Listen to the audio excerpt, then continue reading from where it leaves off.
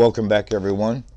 Well, after posting the initial video, I've seen a few comments, and it is true. Our driver, he's kind of down there, isn't he? And he's barely looking over the dashboard. We've talked about this before. I just thought I'd go over it again, maybe show a different method. But yeah, this can be improved, so let's just do that. And the quick fix is, you guessed it, good old UV glue, even hot glue. I find those are the two best. And you can just push that down, put a bead there, glue it in place, and, well, yeah, you're good to go. But let's look at one other thing really quick.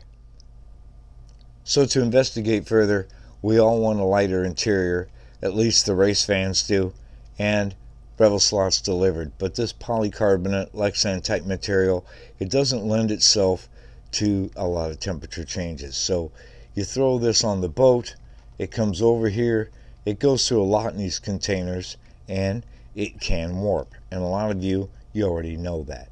On the other hand, sometimes it could be the manufacturing process. There's 4 post melts. 1, 2, 3, and 4. Sometimes, maybe, just a little bit tight causes a bowing effect. So what I like to do is I'll grind the surface of those away using a 1/8 milling bit from Dremel. Just taking off that little bit. We'll open up those holes, kind of give it a little breathing room, so to speak, and then we'll remount it. Let's see what happens. And of course, when you're doing this, just be careful, take your time.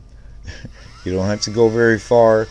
You're just getting rid of a little bit, that post melt where they melted the plastic, just grinding it away. You can just see it visually. When you get through there, you'll know it. You can come in here and see, pop it loose. Once we have that removed, I'm going to go ahead and I'm going to finish sanding down these posts right here, here, and there. That's the original mounts. We're going to make them flush so when we put the interior in, we don't have to worry about lining it up. We'll just get it in there, lay it flat, should be good to go. So once it's removed, you can still see the bowing effect, although it's not that pronounced. And like I said, I'm not blaming it on the manufacturing process. The heat, the shipping conditions goes a long way in affecting this. But I think taking the interior out and removing the post melts and putting it back in place by hand goes a long way in getting this flattened out and looking better. Okay, so back inside, it's sitting here loosely. You can see the bowing effect is drastically reduced. That's looking good. Now to secure the interior, well, I love the UV glue. I'm telling you, research it, order it, put it on your bench. You will thank me. This is some really good stuff.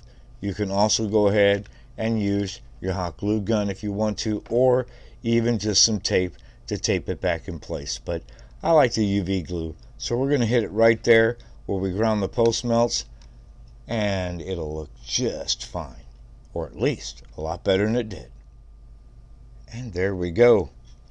1, 2, 3, and 4. Put the UV glue right there over the original areas, and it looked pretty good. But if it doesn't, press up on it. I still had a little bit, so I pressed down here and I added just a drop of UV glue right there, and looks pretty good to me. Yeah, that'll do. And there we go. I think that's a lot better result. At least you can see where he's going. Anyway, hope that helps you guys.